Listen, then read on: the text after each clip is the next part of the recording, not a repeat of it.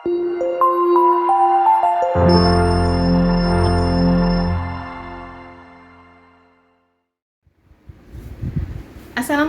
warahmatullahi wabarakatuh, mitra semuanya.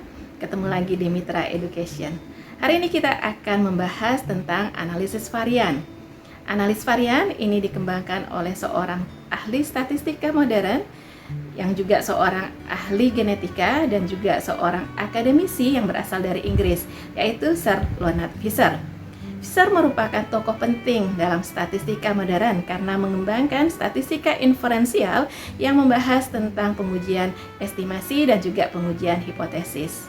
Ya, nah pada pelajaran kali ini kita akan menggunakan program SPSS. Ya, bagaimana kita melakukan analisis data menggunakan analisis ANOVA, ya, dan juga analisis Kruskal-Wallis, ya, dengan menggunakan program SPSS. Selain itu juga kita bahas bagaimana penyajian datanya pada laporan penelitian. Ya, untuk itu mari kita belajar bersama di Mitra Education. Materi kita hari ini adalah uji beda rata-rata lebih dari 2 kelompok, yaitu uji ANOVA yang merupakan singkatan dari Analysis of Variance dan uji Kruskal-Wallis.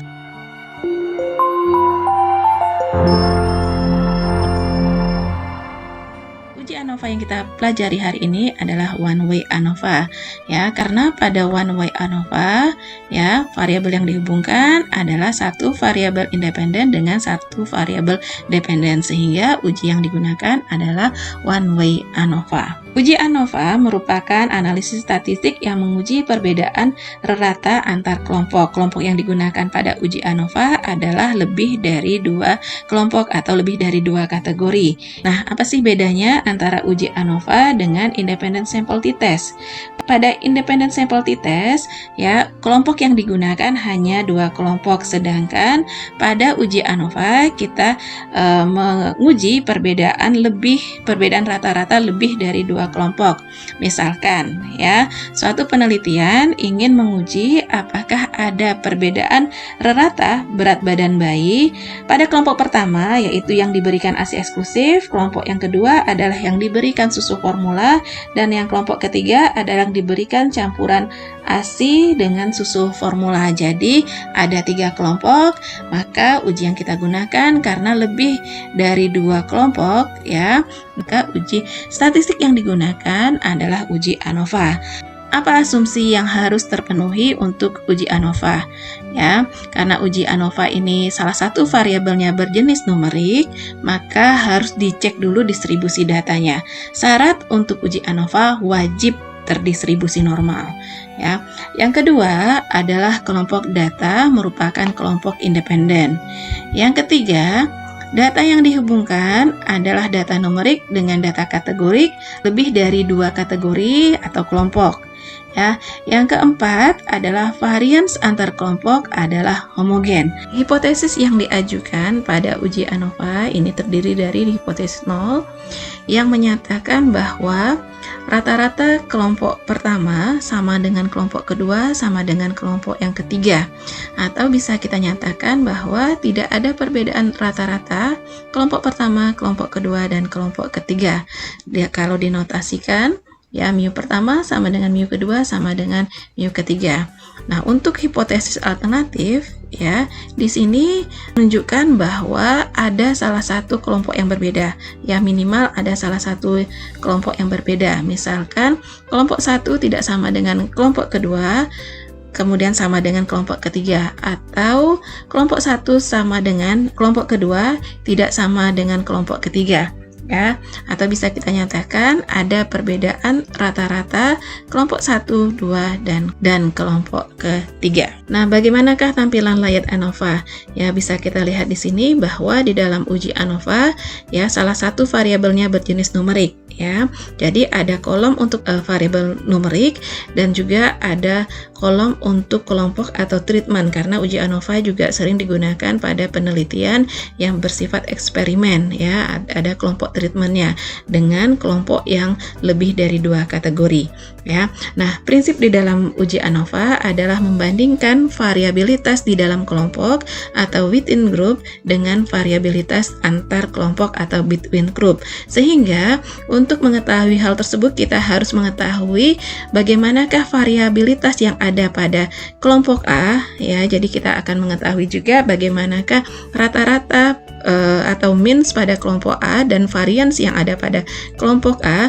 Demikian juga bagaimanakah nilai rata-rata pada kelompok B dan juga variance pada kelompok B beserta berapa jumlah sampel yang ada pada kelompok B. Kemudian juga kita akan melihat bagaimanakah variance atau variabilitas yang ada pada kelompok C dan juga means yang ada pada kelompok C dan jumlah sampel yang ada pada kelompok C. Nah, kemudian kita juga akan mengetahui berapakah variance yang ada pada antar kelompok, berapakah jumlah rata-rata pada keseluruhan kelompok dan jumlah sampel yang digunakan. Ya, dengan demikian kita akan membandingkan antara variance yang ada di dalam kelompok, ya, dengan variabilitas yang ada antar kelompok. Ya, berdasarkan hal tersebut, maka untuk uji ANOVA adalah kita menggunakan uji F. Nah, prinsip uji F adalah membandingkan antara variabilitas yang ada pada between group, artinya variabilitas antar kelompok dibandingkan dengan variabilitas yang ada atau variance yang ada pada within group. Ya, nah untuk perhitungan manual uji ANOVA ini akan kita pelajari secara terpisah. Ya. Nah, selanjutnya kita akan latihan menggunakan program SPSS, ya, di mana di sini contoh penelitiannya adalah untuk mengetahui perbedaan rata-rata tekanan darah pada status gizi kurang, normal, dan berlebih, atau bisa juga dinyatakan untuk mengetahui hubungan status gizi dengan tekanan darah sistolik. Nah, berdasarkan tujuan penelitian ini kita harus lihat dulu jenis datanya, ya. Nah, bisa kita lihat di sini tekanan darah merupakan data numerik, ya. Kemudian status gizi kurang, normal, dan berlebih ini merupakan data kategori lebih dari 2 kelompok, yaitu ada 3 kelompok, status gizi kurang, normal, dan berlebih. Untuk data numerik ini harus kita cek distribusi datanya dan variance-nya, ya, karena uji ANOVA adalah analysis of variance, sehingga kita harus mengecek berapa nilai variance-nya, apakah variance-nya sama atau variance-nya berbeda, ya. Nah, jika distribusi data, setelah kita cek distribusi datanya diperoleh distribusi normal dan variance-nya sama, uji statistik yang digunakan adalah uji one way ANOVA. Ya. Nah, jika setelah kita lakukan distribusi data, ternyata didapatkan distribusi data tidak normal dan variance-nya tidak sama, maka uji statistik yang digunakan adalah uji Kruskal-Wallis. Ya. Nah, kemudian kalau diperoleh nilai p-value kecil dari 0,05 pada uji one way ANOVA, artinya menyatakan ada perbedaan. Untuk mengetahui mana kelompok yang berbeda, maka dilanjutkan dengan uji post hoc test. Post hoc test yang digunakan di sini bisa menggunakan uji Banforoni atau uji Tukey, ya. Tapi jika nilai p-value-nya besar dari 0,05, ya, artinya tidak ada perbedaan, ya, rata-rata antar kelompok, maka stop sampai dengan uji one way ANOVA, tidak dilakukan uji post hoc test. Nah, bagaimana dengan uji Kruskal-Wallis? Nah, untuk uji Kruskal-Wallis, ya, jika diperoleh nilai p-value-nya kecil dari 0,05, ya, artinya ada perbedaan yang signifikan antar rata-rata antar kelompok, maka dilanjutkan dengan uji post hoc test. Ya, post hoc test yang digunakan adalah uji Mann-Whitney, ya. Nah, demikian juga kalau misalnya p-value-nya besar dari 0,05, nah tidak dilanjutkan dengan uji post hoc test, cukup sampai dengan uji Kruskal-Wallis kalau menunjukkan tidak ada perbedaan atau p-value-nya besar dari 0,05. Nah, sekarang kita akan belajar menggunakan program SPSS. Sebelum kita buka data SPSS-nya, ya, adapun latihan kita pada kali ini adalah untuk menjawab pertanyaan penelitian berikut ini. Yang pertama adalah apakah ada perbedaan rata-rata tekanan darah pada status gizi kurang, normal, dan berlebih. Yang kedua adalah apakah ada perbedaan rata-rata kadar gula darah pada status gizi kurang, normal, dan berlebih. Sudah buka data SPSS-nya ya. Di sini kita akan menjawab pertanyaan pertama, apakah ada perbedaan tekanan darah pada status gizi normal, kurang, dan berlebih. Pertama-tama kita lihat datanya ya. Ini tekanan darah, ini merupakan tekanan darah sistolik ya. Kalau kita lihat di sini, ini datanya adalah data numerik. Kemudian untuk variabel status gizi ini sudah dikelompokkan menjadi 3 kategori, yaitu kategori normal, berlebih, dan kurang ya. Karena ada 3 kategori ya, kita gunakan ujinya adalah uji ANOVA atau Kruskal-Wallis tergantung dari distribusi datanya. Nah, terlebih dahulu kita cek dulu distribusi data pada variabel numerik ya. Jadi distribusi data hanya digunakan untuk variabel numerik. Ya, kalau kategorik nggak usah dicek distribusi datanya. Yang dicek distribusi datanya adalah pada variabel numerik. Nah, untuk uji normalitas kali ini kita gunakan cara yang berbeda ya. Pertama kita klik analyze ya. Kemudian kita pilih non parametric test ya. Kemudian legacy dialogues.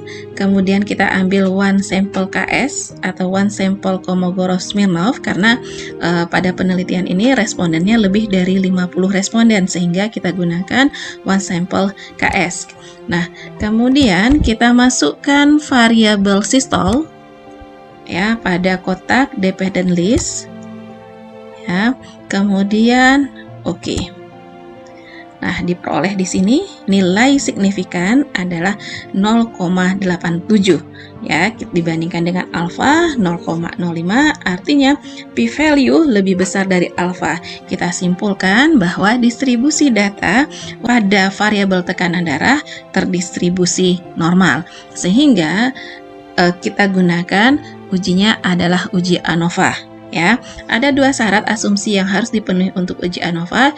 Yang pertama adalah distribusi data normal. Yang kedua, variansnya harus homogen. Ya, nah sekarang kita coba cek untuk variannya. Kita pilih analyze. Ya, kemudian kita klik di sini compare means. Kita pilih one way ANOVA. Kemudian kita pada dependent list ini kita masukkan adalah variabel numeriknya yaitu sistole, tekanan darah sistolik. Sistole kita masukkan ke dependent list. Nah, kemudian faktor ini adalah variabel kategorik yang terdiri dari lebih dari 2 kategori. Ya, dalam hal ini ada 3 kategori yaitu untuk variabel status gizi. Nah, ini variabel status gizi ya kita masukkan ke faktor. Ya, nah kemudian posok ini digunakan kalau pada penelitian ini menunjukkan ada perbedaan atau p-value-nya kecil dari 0,05. Ya, kalau besar dari 0,05 tidak perlu kita lanjutkan ke post hoc test. Ya, jadi sebelum post hoc test kita lihat dulu apakah ada perbedaan atau tidak ada perbedaan. Lihat dari nilai p-value-nya. Kemudian option. Ya, nah kita klik di sini deskriptif untuk memunculkan nilai deskriptif, dan untuk mengetahui apakah variansnya homogen kita klik di sini homogeneity of variance test ya, kemudian continue dan oke. Pertama-tama harus kita lihat pada test of homogeneity of variance ya. Nah, dinyatakan kalau variannya sama apabila p-value-nya lebih besar dari 0,05 ya. Nah, untuk uji ANOVA wajib terpenuhi variansnya adalah sama ya, sehingga kita bisa lihat di sini bahwa diperoleh nilai p-value pada bagian sini ya nilainya di atas 0,05. Jadi p-value lebih besar dari 0,05 ini membuktikan bahwa variansnya sama. Ya, jadi asumsi ANOVA sudah terpenuhi. Yang pertama distribusi datanya normal, yang kedua variansnya sama. Nah, sekarang kita coba lihat pada kotak deskriptif ya. Pada kotak deskriptif di sini sudah menjanjikan antara berapa jumlah sampelnya, ya, jumlah datanya untuk status gizi normal ini terdiri dari 119 orang, kemudian status gizi kurang ini terdiri dari 23 responden atau 23 orang. Nah, kemudian status gizi berlebih ini ada 89 orang, sehingga total responden pada penelitian ini adalah 231 orang. Nah, diperoleh nilai min dari masing-masing status gizi dan juga nilai standar deviasi, ya. Nah, kita lihat di sini, ya, berdasarkan nilai rata-rata untuk kelompok normal diperoleh rata-rata tekanan darah sistoliknya adalah 126,94. Pada status gizi kurang diperoleh rata-rata tekanan darah sistoliknya adalah 130,39, dan pada status gizi berlebih atau obesitas ini diperoleh rata-rata tekanan darah sistoliknya adalah 133,54. Kalau kita lihat di sini, makin ke bawah di sini, tekanan darah ini semakin meningkat. Nah, sekarang kita ingin mengetahui apakah ada perbedaan tekanan darah pada kelompok status gizi normal, kurang, dan berlebih, ya. Nah, ini bisa dilihat berdasarkan kotak ANOVA yang ada di bawah sini, ya. Nah, di sini ditampilkan nilai between group dan within group, ya. Nah, kemudian di sini kita peroleh nilai F-nya adalah 4,633 dan diperoleh nilai signifikan adalah 0,011, ya. Ini merupakan nilai p-value. Nah, berarti kita bandingkan p-value dengan alfa yang kita gunakan adalah 0,05, berarti p-value kecil dari alfa 0,05, artinya ada perbedaan yang signifikan rata-rata tekanan darah pada status gizi normal, kurang, dan berlebih. Nah, kemudian mana yang berbeda? Apakah tekanan darah pada yang normal dengan yang kurang, yang normal dengan yang berlebih, atau yang kurang dengan yang berlebih, ya. Nah, untuk mengetahui kelompok mana yang berbeda, kita lanjutkan dengan post hoc test. Nah, untuk post hoc test kita ulangi lagi langkah-langkah analisis ANOVA. Ya, yang pertama kita klik analyze, kemudian compare mean, kemudian kita pilih one way ANOVA. Ya, di sini sudah kita masukkan sebelumnya tekanan darah sistolik dan status gizi. Kemudian kita klik post hoc test, ya. Nah, di sini variansnya yang kita gunakan adalah variansnya sama, ya, equal variance assumed, ya. Nah, bisa kita lihat di sini beberapa uji untuk post hoc test. Yang paling sering digunakan adalah uji Banvaroni atau uji Tukey, ya. Terserah kita apakah kita gunakan Banvaroni atau Tukey. Nah, untuk latihan ini kita gunakan uji Banvaroni, ya. Kita klik di sini, kita centang Banvaroni, kemudian kita klik continue, ya. Kemudian kita klik OK, ya. Nah, di sini sudah terlihat untuk post hoc testnya, ya. Pada post hoc test ini, di sini ada 3 kelompok yang akan kita bandingkan, yaitu status gizi normal dengan status gizi kurang, ya. Status gizi normal dengan berlebih, status gizi kurang kita bandingkan dengan normal, kurang berlebih, berlebih dengan normal, berlebih dengan kurang, ya. Nah, kita ingin membuktikan, ya, berdasarkan kelompok ini, ya. Jadi ini sudah merupakan kombinasinya antara 3 kelompok tadi, mana yang berbeda, ya. Nah, untuk melihat mana yang berbeda, kita lihat berdasarkan signifikan yang ada di sini, nilai p-value yang ada di sini. Nilai p-value yang kecil dari 0,05 itu menunjukkan bahwa itulah kelompok yang berbeda.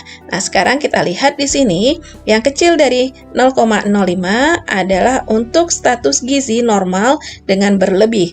Tekanan darah yang menunjukkan rata-rata tekanan darah yang berbeda adalah pada kelompok status gizi normal dengan status gizi berlebih, ya. Selain itu, ya, nah, untuk status gizi normal dan kurang ini tidak menunjukkan perbedaan yang bermakna, ya. Demikian juga untuk status gizi berlebih dan kurang, ya, ini juga p-value-nya lebih besar dari 0,05, ini juga tidak menunjukkan perbedaan, ya. Jadi pada post hoc test di sini, ya, rata-rata tekanan darah berbeda pada kelompok status gizi normal dengan status gizi berlebih.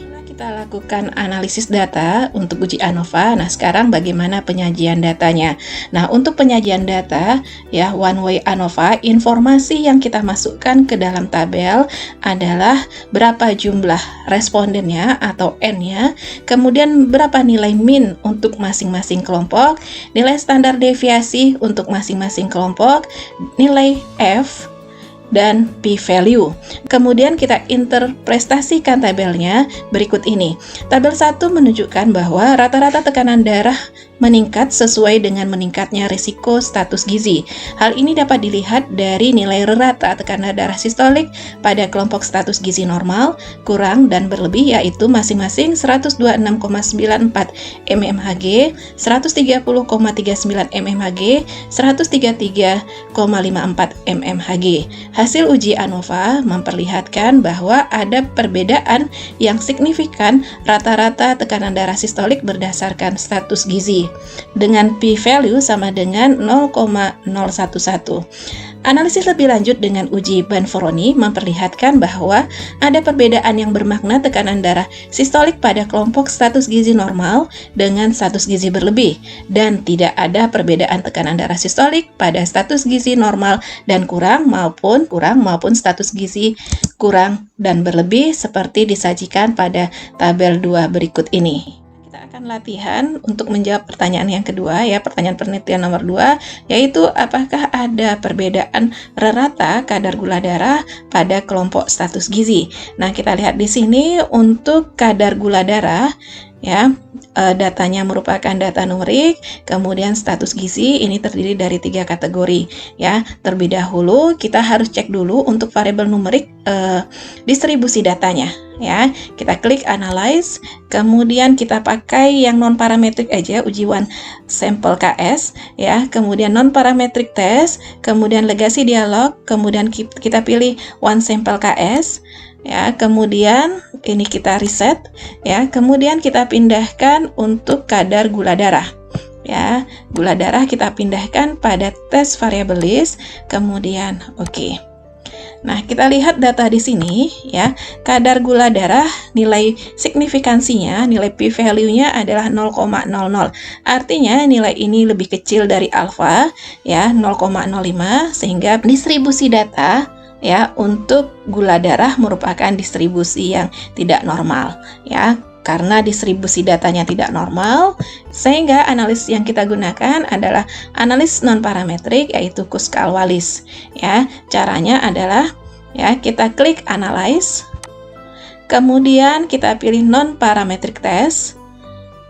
Setelah itu kita lihat pada legacy dialogs, ya. Kemudian kita pilih K independent sample.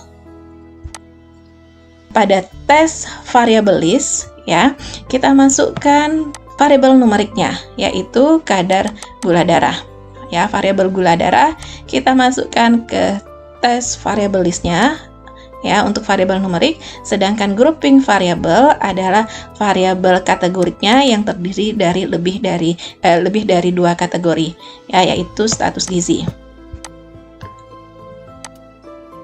Ya, kemudian di define group kita masukkan kodenya. Kalau kita lupa apa kode status gizi, kita klik kanan di sini, variable information. Nah, kita lihat codingnya adalah 1 untuk normal, 2 kurang, 3 berlebih, sehingga kita masukkan codingnya dari yang minimum sampai yang maksimum, ya. Kita klik di define range, ya. Kemudian minimumnya adalah 1, maksimumnya adalah 3.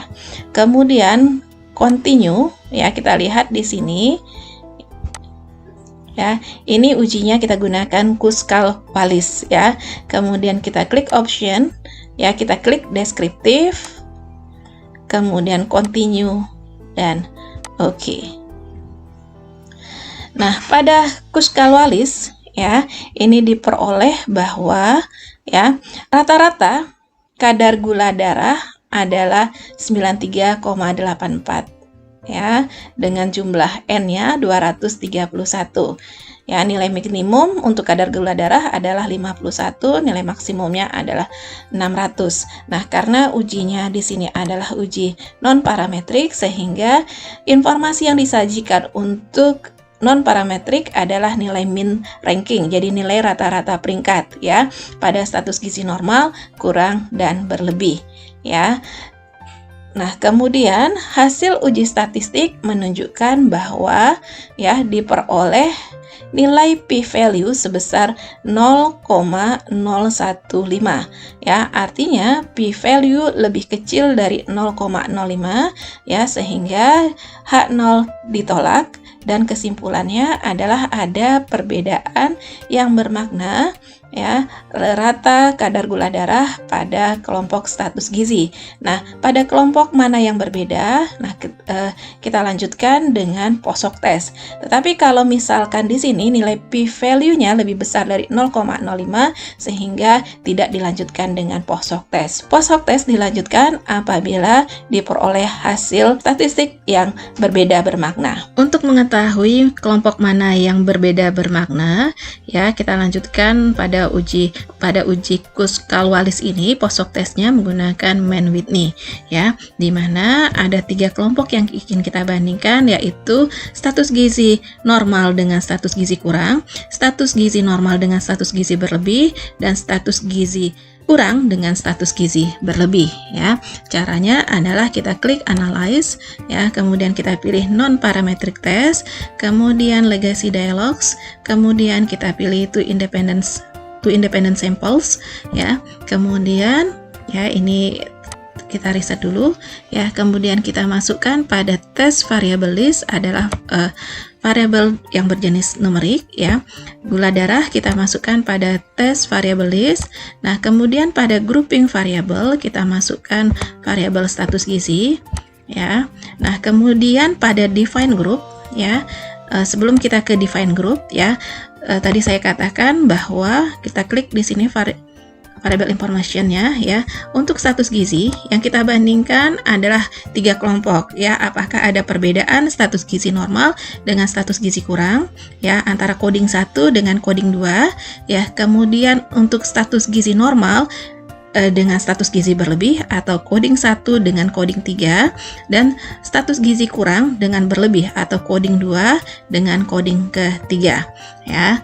Kemudian kita klik define ya. Yang pertama kita bandingkan adalah coding 1 dengan coding kedua ya.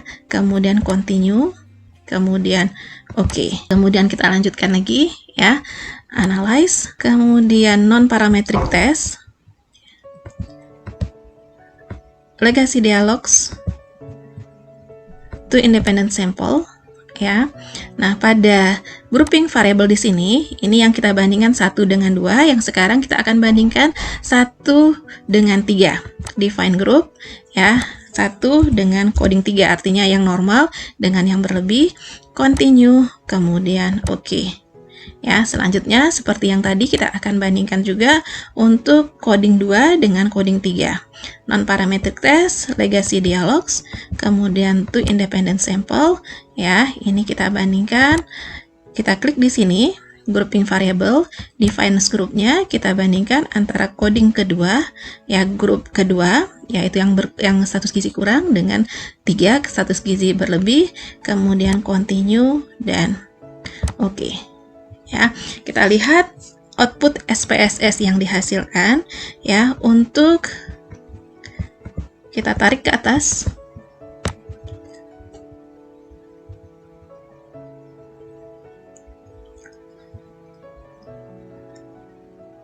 Nah, untuk membandingkan antara status gizi normal dengan status gizi kurang. Nah, diperoleh di sini nilai p-value-nya adalah 0,147. P-value lebih besar dari 0,05 sehingga disimpulkan tidak ada perbedaan rata kadar gula darah pada kelompok status gizi normal dengan status gizi kurang. Kemudian kita lihat lagi ke bawah ya, untuk kelompok status gizi normal dengan status gizi berlebih. Nah, diperoleh nilai signifikansi 0,005. Artinya, p-value lebih kecil dari 0,05 sehingga kita simpulkan ada perbedaan rata kadar gula darah pada status gizi normal dengan status gizi berlebih. Nah, kemudian kita lihat lagi pada kelompok selanjutnya ya. pada kelompok status gizi kurang dengan status gizi berlebih, ya, kita bandingkan kurang dengan berlebih, diperoleh nilai signifikansi 0,88. Nilai p-value ini lebih besar dari 0,05, sehingga kita simpulkan tidak ada perbedaan yang bermakna rata kadar gula darah pada kelompok status gizi kurang dengan status gizi berlebih. Bagaimanakah penyajian data untuk uji Kruskal-Wallis? Ya, uji Kruskal-Wallis merupakan uji non-parametrik, sehingga informasi yang dihasilkan untuk uji non-parametrik adalah nilai min rank atau rata-rata peringkat. Ya, jadi yang kita tampilkan pada tabel adalah berapa jumlah respondennya atau jumlah sampelnya. Nah, untuk setiap kelompok, kemudian nilai min ranking, nilai Kruskal-Wallisnya, dan p-value. Ya, nah interpretasinya berdasarkan tabel adalah sebagai berikut. Tabel 3 menunjukkan bahwa rata-rata peringkat atau min rank kadar gula darah meningkat sesuai dengan meningkatnya risiko status gizi. Hal ini dapat dilihat dari nilai min rank pada kelompok status gizi normal yaitu sebesar 103,67, status gizi kurang yaitu sebesar 126,54, dan status gizi berlebih yaitu sebesar 129,76. Hasil uji statistik dengan uji Kruskal-Wallis menunjukkan bahwa ada perbedaan yang signifikan rata-rata kadar gula darah berdasarkan status gizi dengan p-value sama dengan 0,015. Ya. Nah, kemudian untuk mengetahui kelompok mana yang berbeda, dilanjutkan dengan uji Mann-Whitney. Diperoleh hasil bahwa ada perbedaan yang bermakna kadar gula darah pada kelompok status gizi normal dengan status gizi berlebih, dan tidak ada perbedaan kadar gula darah pada status gizi normal dan kurang maupun status gizi kurang dan berlebih seperti disajikan pada tabel 4 berikut ini. Ya, nah di sini kita menyajikan tabel 4 yang menyajikan kelompok mana yang berbeda, ya, dengan menggunakan uji Mann-Whitney. Ya, pembelajaran kita kali ini jangan lupa di-subscribe dan di-share ke kawan-kawan yang lainnya agar menambah keberkahan bagi kita semua. Berbeda itu lebih bermakna daripada tidak berbeda, maka jangan takut untuk berbeda. Terima kasih atas perhatiannya. Wassalamualaikum warahmatullahi wabarakatuh.